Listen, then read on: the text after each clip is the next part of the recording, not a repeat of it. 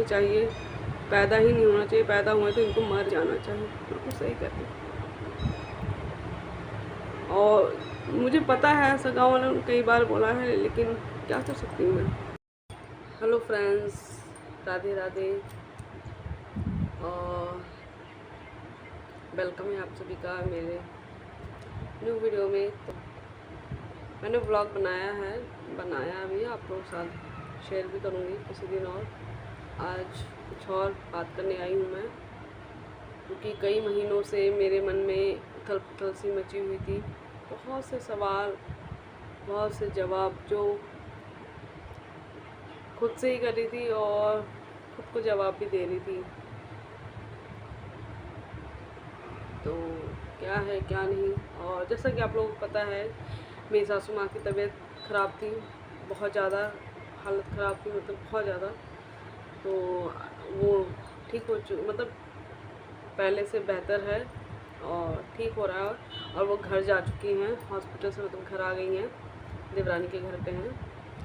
और जैसा कि आप लोगों को पता ही है, मेरी सासू माँ अकेले गांव में रहती हैं, बिना किसी की, मतलब कोई भी साथ उनके नहीं रहता है। तो मैंने कई बार आप लोगों से वीडियो में बताया भी है कि मेरी सासू माँ अकेले रहती हैं गांव में। और हम 4 बहुएँ और बेटे जो हैं, बेटे और बहू शहर में रहते हैं, जलंधर में। जैसे कि आप लोगों को पता है, हम सारे जो है शहर में रहते हैं और मेरी सासू माँ अकेले गाँव में रहती हैं। और सभी यहीं पे काम करते हैं, जिसकी वजह से उनको यहीं पे रहना पड़ता है। और बच्चों की पढ़ाई भी लिखाई भी यहीं पे चलती है। तो आप लोगों को बताया ही है। और इस बात में सासू माँ की मतलब कई बार ऐसा हुआ है कि हम लोग गांव में नहीं, और हमारी सासू माँ की तबीयत बहुत ज़्यादा ख़राब हो जाती है, जो कि कोई देख रेख करने वाला भी नहीं है। और कई बार हमें सभी को तकलीफ़ होती है, ऐसा नहीं है कि बहू और बेटों को तकलीफ़ नहीं होती है, तकलीफ़ भी होती है, बहुत कुछ होता है। और कोई जा भी नहीं पाया इस बार। तो शायद 4 महीने से मेरी सासू माँ की तबीयत 4 महीनों से ख़राब थी और कोई भी नहीं गया। मतलब गए भी थे, जैसे कि मैंने पहले भी बताया था कि मेरी जेठानी गई हुई थी गाँव। उस टाइम 15 दिनों के लिए गाँव गई थी। शायद वो जून की बात है, जब मेरी सासू माँ तबीयत बहुत ज़्यादा ख़राब हुई थी और वो गाँव गई थी मेरी जेठानी बड़ी वाली 15 दिनों के लिए रहने। और मैंने भी कहा था अपने हस्बैंड को कि मुझे भी भेज दो 15 दिनों के लिए, 15-20 दिन के लिए, जब तक स्कूल नहीं खुलता बच्चों के। तो हस्बैंड ने मेरे भेजा ही नहीं मुझे। अब क्या कर सकती हूँ, जब हस्बैंड ने भेजा नहीं और मेरे पास ना ही इतने पैसे हैं कि मैं गांव जा सकूं और कुछ कर सकूं। लेकिन मेरी मजबूरी थी जो मैं कुछ नहीं कर पाई। और मैं फ़ोन भी नहीं करती थी अपनी सासू माँ को। मैं कोई झूठ नहीं बोलूँगी कि हाँ मैं फ़ोन पे हाल चाल लेती थी। मैंने अपनी सासू माँ को कई महीने से फ़ोन भी नहीं किया। मुझे पता था कि मेरी सासू माँ की तबीयत बहुत ज़्यादा ख़राब है, लेकिन फिर भी मैंने कोई फ़ोन पे बात नहीं किया। सिर्फ 1-2 बार किया था, जिससे मुझे पता है कि हाँ बहुत ज़्यादा तबीयत ख़राब है, बात भी नहीं कर पा रही हूँ। और बस यही है ना, अपने आप से ही लड़ाई में खुद ही सवाल, खुद ही जवाब करती रही। किसी से बात करना, मैंने सबसे बात करना छोड़ दिया, ना सासू माँ से, ना ही ना मतलब फैमिली में किसी भी लोगों से, ना मायके ना ससुराल, किसी भी लोगों से बात करना छोड़ दिया। क्योंकि खुद ही सवाल करो, खुद ही जवाब दो, किससे पूछो, किससे क्या करो, अपने दिल की बात किससे कहो, किससे ना कहो, कुछ भी समझ में नहीं आता। और बहुत ज़्यादा तबीयत मेरी सासू माँ की ख़राब थी, जिसकी वजह से गाँव वाले भी बहुत कुछ बोलते थे हमारी फुल फैमिली को। इनके 4 बहू बेटे हैं और चारों जो है कोई नहीं आके सेवा करता है। और जो है ऐसे बच्चों को तो डूब मरना चाहिए, मर ही जाते तो ज़्यादा बेहतर होता। सही बात है, गाँव वाले जो बोलते हैं बिल्कुल ठीक कहते हैं। ऐसे बच्चों को डूब मरना ही चाहिए, पैदा ही नहीं होना चाहिए, पैदा हुए तो इनको मर जाना चाहिए। बिल्कुल सही कहते हैं। और मुझे पता है ऐसा गाँव वालों ने कई बार बोला है, लेकिन क्या कर सकती हूँ मैं। बस इसी बात को सोच सोच के ना, बहुत कुछ ऐसे हैं जो बातों को सोच सोच के मैं परेशान होती रही। क्योंकि मुझे पता है मेरे बात जो है ना दिल पे बहुत जल्दी लगती है। मैं दिल पे हर एक बात ले लेती हूँ, चाहे वो फैमिली में कोई कुछ बोलता है कुछ भी, मैं दिल पे हर एक बात ले लेती हूँ। तो उस दिन सासू माँ भी ऐसे ही बोल रही थी कि पूरा गांव थू थू कर रहा था और गालियाँ निकाल रहे थे पूरा गांव कि हाँ इनकी सासू माँ मतलब इनकी माँ बीमार है और कोई भी नहीं आया ले जाने या दवाई कराने, क्या है क्या नहीं पता नहीं, ऐसे बोल रही थी वो भी। तो उस दिन मेरा मन बहुत ज़्यादा वो हो गया था कि मतलब जीने का ही मन नहीं कर रहा था उस टाइम कि हाँ जो ऐसे कोई बोला तो मतलब मन बहुत ज़्यादा उदास हो गया। तो मैं भी सोच रही थी कि मैं गांव ही चली जाती हूँ हमेशा के लिए। वैसे भी यहाँ पे हमारा क्या रखा है, गांव में भी कुछ नहीं है हमारे पास, यहाँ पे भी कुछ नहीं है, हम तो है ही है कंगाल। तो मैं भी सोच रही थी कि मैं गांव ही चली जाती हूँ हमेशा के लिए। और पहले भी कई बार मैंने डिसाइड किया था कि मैं और मेरे हस्बैंड गांव में ही रहेंगे। शादी जब हुई थी हमारी तब भी हमने सोचा था हम गांव में ही रहेंगे उनके साथ, लेकिन हालात कुछ ऐसा हुआ कि मेरे हस्बैंड मुझे लेकर वापस यहाँ पे लेकर आ गए थे। और मैं यही सभी के मम्मी पापा से, जितने भी लोग हैं ना आज के दौर के, और यही कहना चाहूँगी कि प्लीज़ अपने बच्चों को शहर मत भेजा करें।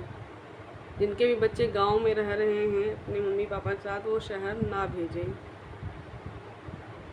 बच्चों को कमाने के लिए, पढ़ाई के लिए, मतलब कमाने के लिए तो बिल्कुल भी ना भेजें।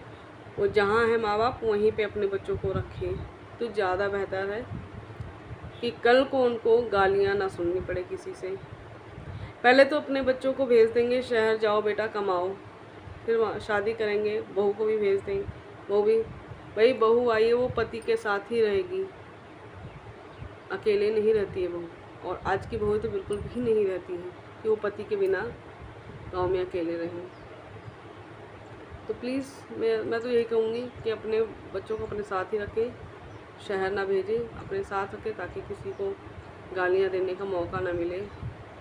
हमेशा से यहाँ आकर नहीं रहती हैं क्योंकि उनकी भी मजबूरी है कि वो शहर में आके नहीं रह सकती हैं।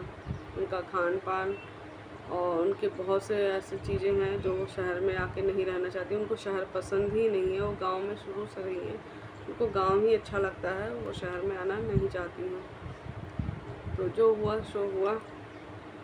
मैं सोचा चलो आप लोगों से थोड़ा सा बात करूँगी, मन हल्का हो जाएगा मेरा।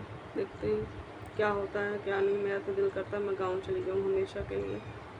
फिर सोचती हूँ अभी बेटी का 8वीं का पेपर चल रहा है, 8वीं का पेपर हो जाए फिर मैं चली जाऊँगी यहाँ से, क्योंकि पता नहीं क्या किस्मत में लिखा है क्या नहीं, कुछ समझ में नहीं आता है क्या करूँगी क्या नहीं। और गांव में भी हमारा मतलब कोई बड़ा घर नहीं है, ना ही हमारे पास कोई खेत है, ना ही पैसा कमाने कोई साधन, कुछ भी नहीं है अभी फ़िलहाल। तो देखते हैं क्या होता है क्या नहीं, क्योंकि आधी ज़िंदगी तो हमारी बीत चुकी है यहाँ पर।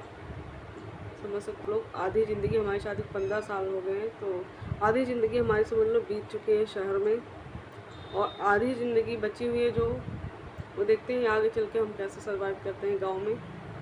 सोचती रही हूँ मैं गाँव चली जाऊँगी हमेशा के, और देखते हैं क्या होता है क्या नहीं। मैं सोच रही हूँ, मैं पति का नहीं पता है वो क्या करेंगे क्या नहीं, वो चलेंगे या नहीं। मैं अपनी बारे में बता रही हूँ, शायद मैं चली जाऊँ यहाँ से, क्योंकि नहीं होता मुझसे बर्दाश्त। मतलब मैं सब दिल पे बहुत जल्दी ले लेती हूँ, इसलिए अब जो मैं सभी से यही गुजारिश कहूँगी कि पैसा कमाने के लिए आप लोग अपने बच्चों को शहर मत भेजा करो।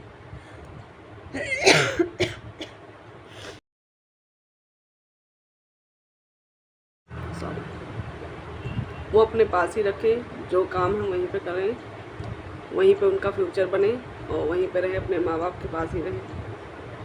शहर में भी कुछ नहीं रखा, वो अपने पास ही रहे तो वहीं पे रहने की उनकी आदत पड़ जाएगी, तो शहर नहीं आएंगे, और ना ही शहर में पैसा कमाने के लिए आएंगे। पहले तो गांव में कुछ भी नहीं था, माँ बाप ने शहर भेज दिया, जाओ बेटा शहर में कमाओ खाओ, और आगे चल के जब माँ बाप बूढ़े हो जाते हैं तो ये हालात पैदा हो सकते हैं कि ना बेटा गांव जा सकता है रहने के लिए, और ना माँ गाँव से शहर आ सकती है रहने के लिए, क्योंकि उनकी मजबूरियाँ हो जाती हैं।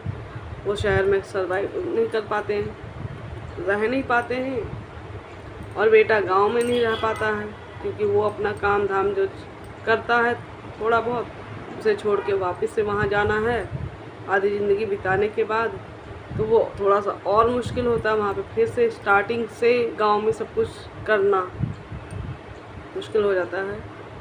तो प्लीज़ आगे से मैं तो यही कहूँगी, कोई भी अपने बेटे को शहर ना भेजे, अपने पास ही रखें, दुनियादारी से फुर्सत मिलेगी।